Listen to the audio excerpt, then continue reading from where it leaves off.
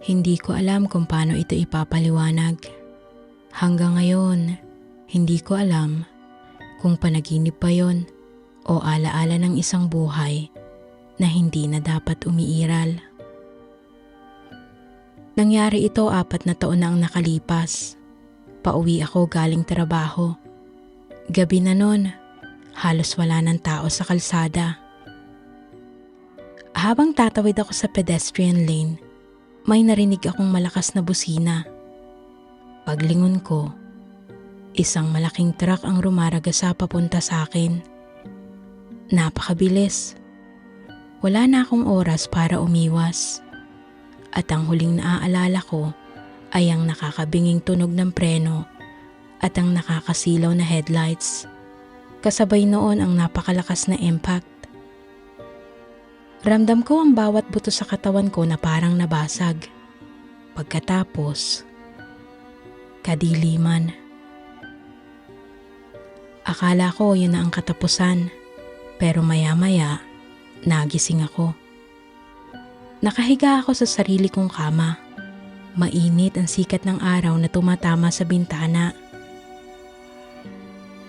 Naririnig ko ang tunog ng electric fan at ang amoy ng kape. Parang normal na umaga lang. Napaupo ako agad. Hinawakan ko ang katawan ko. Wala naman akong sugat. Wala rin akong mga pasa. Akala ko bangungot lang ang lahat. Hanggang sa napansin kong may mali. Iba ang ayos ng kwarto ko. May litrato sa pader na hindi ko pa kailanman nakita. May gitara sa sulok kahit hindi naman ako marunong tumugtog.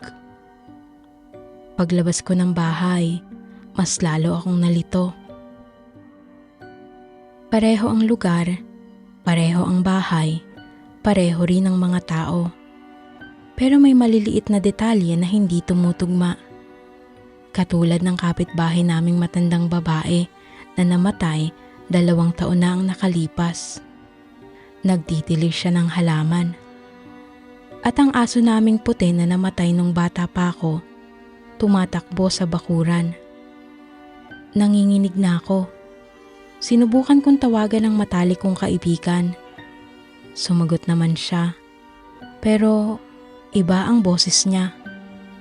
Tinanong niya pa ako kung bakit ako tumatawag.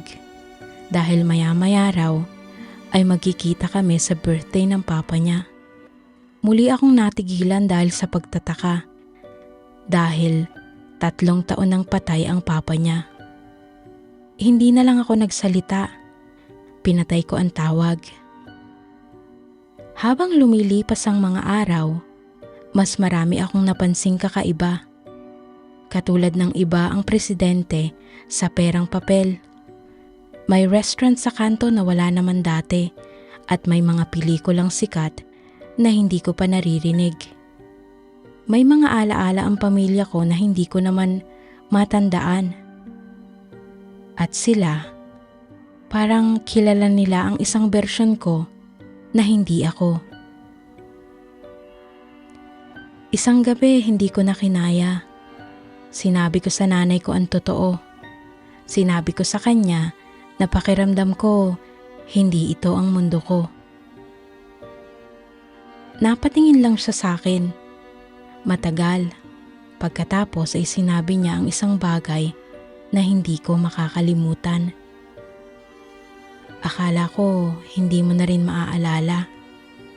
Naligas ako dahil hindi ko alam kung ano ang ibig niyang sabihin. Huminga siya ng malalim, sabay nagkwento. 11 taong gulang daw ako noon nang masangkot ako sa isang aksidente. Huminto raw ang tibok ng puso ko ng halos 3 minuto. At pagkatapos kong mabuhay ulit, iba na raw ako.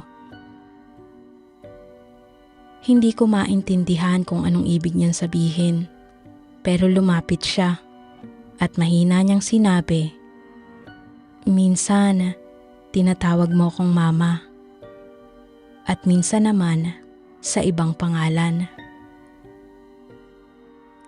Hindi ako nakatulog ng gabing yun.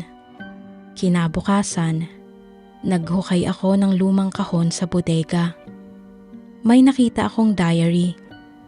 Sarili kong sulat kamay pero hindi ko maalalang isinulat ko yon.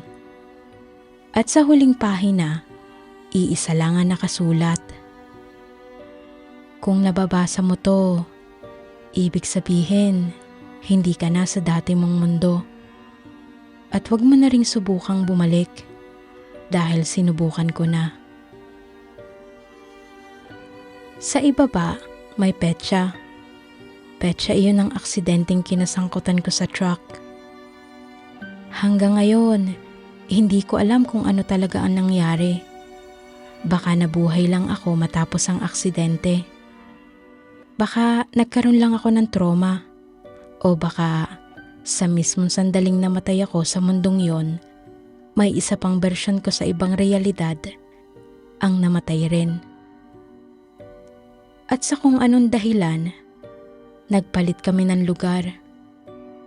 Kung ganoon ang nangyari, may isang tanong na hanggang ngayon ay hindi ko masagot. Kung ako ang nabubuhay sa mundong ito, sino naman ang gumising sa katawan ko sa mundong iniwan ko?